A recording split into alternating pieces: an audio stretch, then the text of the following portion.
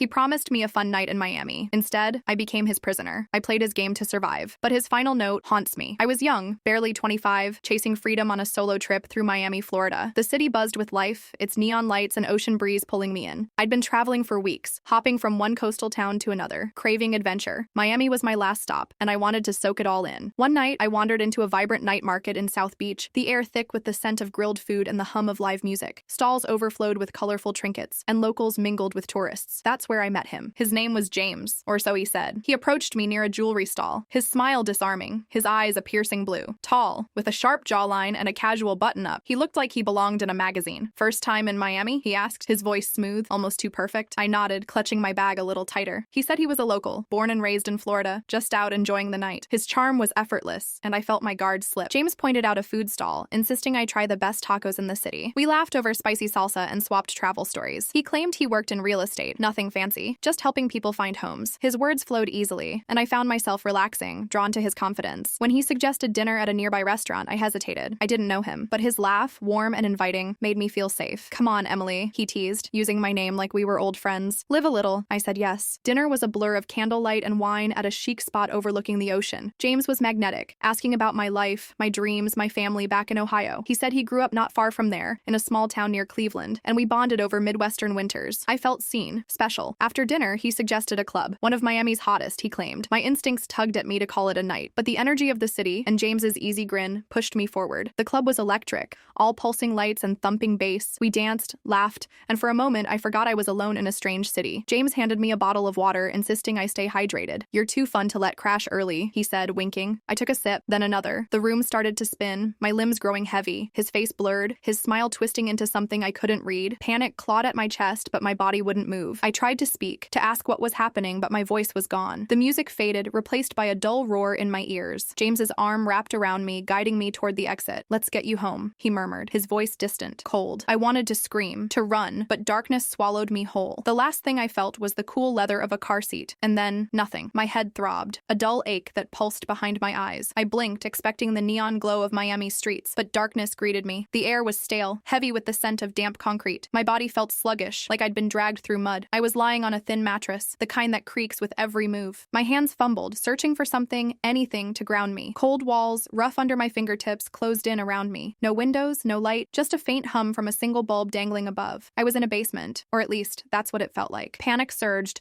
sharp and suffocating. I scrambled to my feet, my sneakers scraping against the floor. "Hello?" My voice cracked, echoing off the walls. No answer. I screamed louder, pounding my fists against the concrete, the sting radiating up my arms. "Somebody please!" My throat burned, but the silence mocked me. My bag, my phone, my wallet gone. All I had were the clothes from last night, now wrinkled and clinging to my skin. I sank to the floor, hugging my knees, trying to piece it together. James, the water, his smile so warm, then so wrong. My stomach twisted. I'd been drugged, hadn't I? The thought made my skin crawl. I replayed every word, every glance, searching for a clue I'd missed. How could I have been so stupid? Tears stung my eyes, but I wiped them away. Crying wouldn't help. I had to think, to find a way out. Hours passed, or maybe minutes' time was a blur in that suffocating room. My eyes adjusted to the dim light, revealing nothing but bare walls and a rusted metal door. I tried the handle, yanking until my palms ached. Locked. I paced, my footsteps the only sound, each one fueling my dread. What did they want? Was James coming back? The questions gnawed at me, relentless. A sharp click broke the silence. The door creaked open, and I froze. A man stepped in, tall and gaunt, his face half-shadowed. Not James. His eyes were cold, scanning me like I was livestock. He carried a tray rice, a slice of meat, a plastic cup of water. My stomach growled, but I didn't move. "Where am I?" I asked, my voice trembling. He set the tray down, ignoring me, then turned to leave. "Please, tell me what's happening." I lunged forward, but the door slammed shut, the lock clicking into place. I stared at the food, my hunger warring with fear. Was it safe? I didn't know when I'd eat again, so I forced down a few bites, the rice tasteless, the meat tough, the water I left untouched, too scared to trust it. I curled up on the mattress, my mind racing. I had to stay sharp, stay alive. Then, more footsteps. The door opened again, and 3 men entered, their faces blurred in the dim light. They circled me, silent, their eyes raking over my body. One stepped closer, his breath sour, and grabbed my chin, forcing my mouth open. Another shone a flashlight in my eyes, blinding me. I tried to pull away, but my limbs felt heavy, useless. They muttered to each other in low voices, words I couldn't catch. Spanish, maybe, or something else. Their hands moved over me, clinical, invasive, checking every inch like I was a product on a shelf. My heart pounded, but I couldn't fight back. I was too scared, too small. When they finally left, I collapsed, my body shaking, the weight of their gazes lingering like a bruise. The darkness became my world. That bare, windowless room swallowed time, blurring day into night. I lost track of hours, maybe days, clinging to the faint rhythm of my own breathing. The single bulb above flickered, casting shadows that danced like ghosts on the concrete walls. My body ached from the thin mattress, my skin clammy from the damp air. I felt like a caged animal, pacing the same 5 steps, my sneakers worn thin from the endless loop. Every sound, a distant creak, a muffled thud sent my heart racing, expecting the door to swing open. I tried to hold on to memories of home, of Ohio's open fields, my mom's laugh, my dog curled up by the fireplace, but they slipped through my fingers, drowned out by the silence. My mind turned against me, replaying that night with James. His easy smile, his lies about Cleveland, the water that tasted too sweet. I hated myself for trusting him, for ignoring the tug in my gut that screamed to walk away. Stupid Emily, I whispered, my voice hoarse. So damn stupid. The solitude was torture. No books, no light, nothing to distract me from the gnawing fear. I started talking to myself just to hear a voice. You're okay, you'll get out. But the words felt hollow. I scratched faint marks on the wall with a pebble, trying to track time, but gave up when I realized it didn't matter. Hunger came and went, my body too stressed to care. When the gaunt man brought food, always rice. Sometimes a scrap of chicken I ate just enough to survive, eyeing the water with suspicion. One night, or what I thought was night, the silence broke. I heard voices outside the door, low and urgent. I pressed my ear against the cold metal, straining to catch words, but they were garbled, foreign. My pulse spiked. Were they talking about me? Planning something worse? I backed away, curling into a ball, my nails digging into my palms. The voices faded, but the dread stayed, heavy as the air. I started seeing things. Shadows moved in the corners, taking the shape of faces James, the men who'd inspected me, even my dad, who'd died years ago. I'd blink, and they'd vanish, leaving me gasping. Get it together, I muttered, rubbing my eyes, but the hallucinations grew worse. Once, I swore I saw a figure standing by the door, watching me. I screamed, scrambling back only to realize it was nothing. My mind was cracking, and I couldn't stop it. Sleep was no escape. Nightmares clawed at me, James laughing as I sank into darkness, hands grabbing me, pulling me into a void. I'd wake up sobbing, my shirt soaked with sweat, the bulb's dim glow mocking my terror. I stopped trusting my senses, questioning every sound, every flicker of light. Was I losing it? Would I die here, forgotten in this concrete tomb? One day, the gaunt man came again, but something was different. He didn't bring food, just a glass of water, his eyes avoiding mine. Drink, he said, his voice flat. The only word he'd ever spoken to me. I stared at the glass, my throat dry as sandpaper. Was it drugged like before? I hesitated, but thirst won. I took a sip, then another, my hands trembling. He watched me unblinking, then left without a word. Minutes passed, or maybe hours. My vision blurred, my limbs growing heavy. I tried to stand, to fight it, but my body betrayed me. I collapsed onto the mattress, my thoughts spiraling. Not again, I begged silently. Please, not again. The room spun, the bulb's light stretching into a sickly halo. My last thought was of home, of my mom's voice calling my name. Then, darkness claimed me, and I was gone. I woke to softness, a stark contrast to the cold mattress of the basement. Silk sheets cradled my body, their smoothness almost mocking. My eyes fluttered open, taking in a room that screamed wealth. High ceilings loomed above, adorned with a crystal chandelier that sparkled in the morning light. Classic paintings lined the walls, stern faces staring down at me. A massive fireplace sat dormant, its marble gleaming. I was in a mansion, somewhere far from Miami's neon pulse, maybe the outskirts, where the rich hid their secrets. I bolted upright, my heart hammering. The door was mahogany, heavy, with a brass handle that looked more decorative than functional. I stumbled out of bed, my legs shaky, and tried it. Locked. Of course, my clothes were gone, replaced by a plain gray dress, stiff and unfamiliar. Panic clawed at my throat. Where was I? What did they want? I scanned the room for an escape windows, vents, anything but the single window was barred, the glass frosted. I was trapped. Again. Footsteps approached, steady and deliberate. I backed away, my breath hitching as the door swung open. A man stood there, older, maybe in his 50s, with slicked back hair and a tailored suit that screamed money. His eyes, dark and calculating, locked onto mine. Good morning, Emily, he said, his voice smooth with a faint accent I couldn't place. Welcome to my home. I froze. How did he know my name? Who are you? I demanded, my voice sharper than I felt. He smiled, the kind of smile that didn't reach his eyes. You can call me Mr. Carter. I've acquired you. You'll work for me as a maid. It's a simple life and you'll be well cared for. His words hit like a punch. Acquired. Like I was property. My stomach churned, but I swallowed my fear. You can't keep me here, I said, though my voice wavered. He just chuckled, turning to leave. You'll see. That day I met the others, 4 women, all young, all eerily serene. They moved through the mansion like ghosts, their steps silent, their smiles practiced. There was Lily, with her vacant stare, Sarah, who hummed softly as she polished silver, and 2 others, Claire and Ava, who barely spoke. They cleaned, cooked, and served with mechanical precision, as if they'd forgotten how to feel. I watched them, searching for a crack in their facade, but their eyes were empty, their loyalty to Mr. Carter absolute. Were they brainwashed, or just broken? My role was clear: clean, cook, obey. The mansion was massive, all marble floors and gold-trimmed furniture, but it felt like a prison. I scrubbed floors, dusted shelves, and served meals, my every move watched. Mr. Carter was always there, lingering in doorways, his gaze heavy. The other girls never questioned him, never flinched. I tried talking to them, whispering in the kitchen or the maid's quarters, but they shut me down. He's good to us, Sarah said once, her voice flat. You'll understand. I didn't. I wouldn't. Days bled bled into weeks. I learned the mansion's rhythm, the clink of dishes at dawn, the hum of a vacuum in the afternoon, Mr. Carter's footsteps at night. I played along, mimicking the others' blank expressions, but inside, I was screaming. I memorized every room, every lock, every window. The bars were solid, the doors reinforced. Escape seemed impossible, but I clung to the idea, a flicker of hope in the dark. Mr. Carter started singling me out. He'd call me to his study, a room of leather-bound books and dark wood,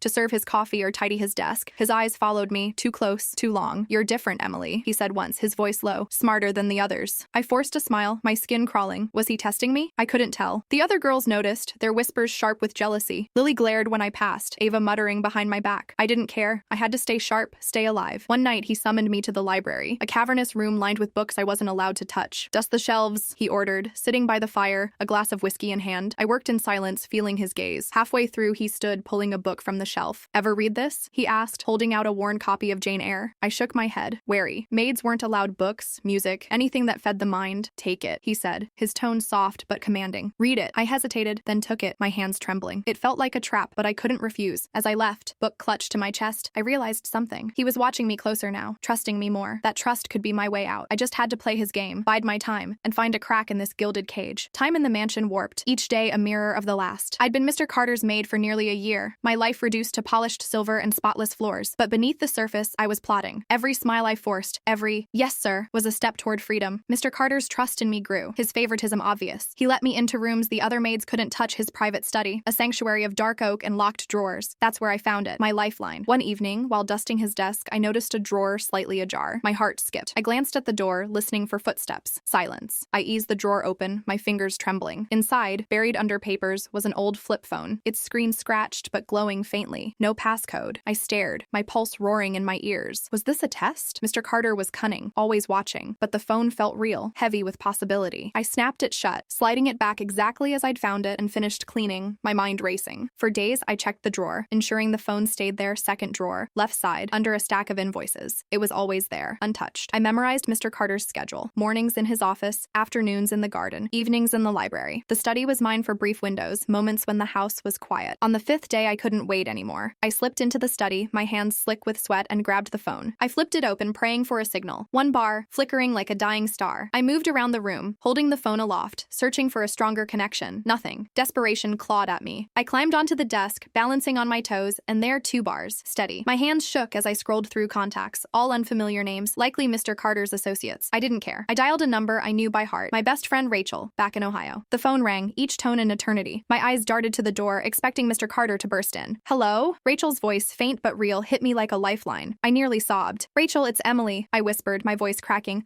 "I'm in trouble. I need help." I spilled everything the night with James, the basement, the mansion, Mr. Carter. I didn't know where I was exactly, just that it was a sprawling estate outside Miami, owned by a man with too much power. "Please tell the police," I begged. "Track this call if you can." Rachel was frantic, asking questions I couldn't answer. "I'll call the cops, Emily. Hold on." The signal wavered, and I panicked. "Don't call this phone back," I hissed. "It's not safe." Footsteps echoed down the hall, heavy and close. My blood ran cold. I hung up, shoved the phone back in the drawer, and grabbed a duster, my hands shaking so hard I nearly dropped it. The door creaked open. Mr. Carter stood there, his eyes narrowing. "Everything all right?" he asked, his voice smooth but edged. I forced a smile, my heart hammering. "Just finishing up, sir." He studied me, his gaze piercing, then nodded and left. I exhaled, my knees weak. Had he seen? I couldn't tell. From then on, I was paranoid. His smiles felt sharper, his glances longer. The other maids, already resentful, whispered louder. Lily caught me leaving the study once, her eyes cold. "Careful," she muttered. "He doesn't like sneaky girls." I kept up the act, cleaning, serving, bowing my head. But every chance I got, I checked the phone, sending quick texts to Rachel when the signal allowed. "Still here. Big house, gated, near Miami." I hid the phone each time, my nerves fraying. Mr. Carter watched me closer now, calling me to his side for trivial tasks, pour his wine, fold his napkins. His trust was a double-edged sword, giving me access but tightening the noose. Weeks dragged on, each day a tightrope walk. I barely slept, jumping at every creak, every shadow. The phone's battery was low, the signal unreliable. I didn't know if Rachel had reached the police, if anyone was coming, but I clung to hope, the only thing keeping me sane. I had to believe someone was out there looking for me. I had to believe I'd get out. The waiting was agony, each day stretching into a lifetime. I moved through the mansion like a ghost, polishing silver, setting tables, my every step mechanical. Mr. Carter's eyes followed me, sharp and unyielding, as if he sensed something off. I kept my face blank, my hands steady, but inside, I was unraveling. The phone in the study stayed my secret, its battery now a faint sliver. I hadn't dared touch it in days, terrified he'd catch me. Hope was all I had, fragile and flickering, tied to a call I wasn't sure had reached anyone. Then one morning, everything changed. I was scrubbing the kitchen ocean floor when a low wail pierced the air sirens, distant but growing louder. My heart leapt. I rushed to a window, peering through the bars. Flashing lights danced at the mansion's gated entrance, red and blue against the dawn. Men in uniform swarmed the grounds, their voices sharp, authoritative. My knees buckled. Was this it? Were they here for me? The house erupted into chaos. Lily and Sarah froze, their eyes wide. Mr. Carter stormed through the hall, his face twisted with fury. "Stay put!" he barked at us, his voice cracking. I backed against the wall, my pulse racing. Footsteps thundered closer and the front door burst open. Men in tactical gear flooded in, shouting orders. "FBI, hands up!" I saw embassy officials, their badges gleaming, trailing behind. Mr. Carter argued, his arms flailing, his voice loud but desperate. "This is my home. They're employees, paid fairly." His lies made my blood boil, but I stayed silent, my eyes locked on a young agent approaching me. He was calm, his voice low. "Emily Parker." I nodded, tears stinging my eyes. "You're safe now. Come with me." My legs shook as he guided me past Mr. Carter, whose glare burned into me, a mix of betrayal and rage. I didn't look back. They escorted me to a black SUV, the sirens still wailing. The other maids stood frozen, their faces unreadable. I wanted to scream at them to run, to break free, but the agent urged me forward. We sped to Miami International Airport, the city blurring past. On the plane, I stared out the window, the ocean below, a reminder of how close I'd come to vanishing. Mr. Carter's face haunted me, his delusion that he'd done nothing wrong. When we landed in Ohio, more agents met me, their voices gentle. They took me to a safe house, a quiet place to rest, to talk when I was ready. Walking through the airport, I felt the weight of freedom, but also guilt. What about Lily, Sarah, the others? Were they still trapped serving him, believing his lies? I pushed the thought down, focusing on the air, crisp and familiar. Reuniting with my family was like waking from a nightmare. My mom's arms around me, my brother's tearful laugh, it was surreal. I kept my story from the press, dodging reporters, wanting only peace. Each day felt like a gift, but the scars remained. I'd survived, but part of me was still in that mansion, waiting for the door to unlock.